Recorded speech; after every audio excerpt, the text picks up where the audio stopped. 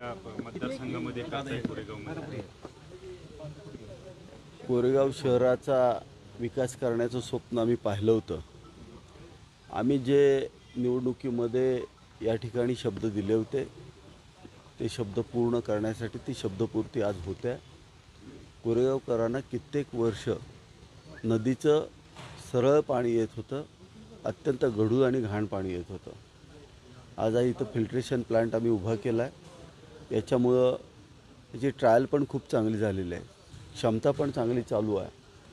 पूर्वीच्या वेळेला जे पाणी येत होतं त्याच्यापेक्षा अत्यंत स्वच्छ आणि शुद्ध पाणी, पिण्यायोग्य पाणी आज आम्ही जनतेला देऊ शकतो, याचा मला अभिमान वाटतो. किती लोकांपर्यंत हे शुद्ध पाणी पोहोचणार आहे काय? साधारणतः कोरेगाव शहराचे साधारणतः 60 ते 70% लोकांपर्यंत हे शुद्ध पाणी पोहोचतं आहे.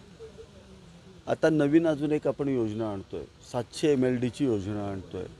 ती सगळ्यात मोठी योजना असेल. जे काटापूरपासून पंपिंग हाऊस करतो आहे आणि त्याच्यामध्ये आपण कोरेगाव शहराला भविष्यातली कोरेगाव शहराची लोकसंख्या साधारणतः 55,000 लक्षात घेऊन ही योजना आपण डिझाईन केलेली आहे.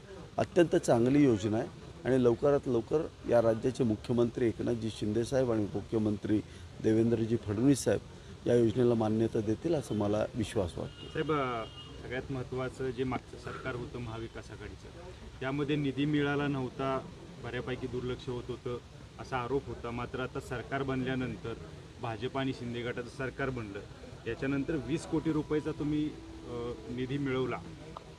मतदारसंघासाठी अजून कुठले निधी तुम्ही माध्यमातून त्या मिळवणार आहात आणि काय स्वप्न आहेत पुढच्या? आत्ता महत्त्वाची गोष्ट बेसिक इन्फ्रास्ट्रक्चर उभं करणं गरजेचं आहे. आज कुठलाही उद्योजक जर कोरेगावला यायचं म्हणालो तर त्याला बेसिक जे इन्फ्रास्ट्रक्चर आहे, रस्ते आणि पाणी देणं गरजेचं आहे. मूळ उद्देश मुलांच्या रोजगाराचा आहे. रोजगार वाढला पाहिजे, MIDC झाली पाहिजे, मोठा कॉरिडॉर झाला पाहिजे, हे आमचं स्वप्न आहे. पण त्यासाठी पहिले इन्फ्रास्ट्रक्चर उभं केलं पाहिजे.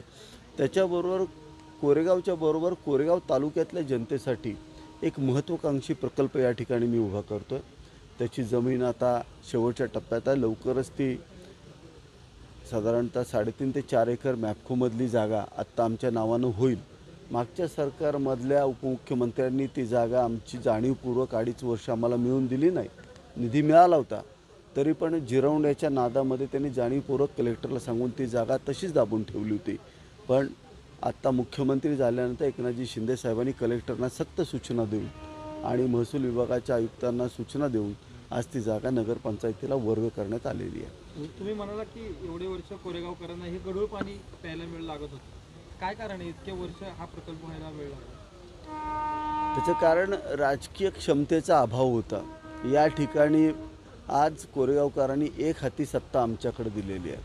याच्यामध्ये कोणाचे कुबडे घ्यायची गरज नाही. आज कोरेगाव विकास आघाडीला संपूर्ण सत्ता या ठिकाणी दिलेली आहे आणि अनुभवी लोक आहेत, जनतेसाठी काम करणारे हे लोक आहेत आणि जनतेची अपेक्षा आहे ते पूर्ण करणारे लोक आहेत. अहोरात्र झटून या ठिकाणी काम केलं आणि महत्त्वाची गोष्ट नगरविकास विभाग आमचे नेते एकनाथ शिंदे साहेबांच्याकडं असल्यामुळे याला निधी पण काही कमी पडतो.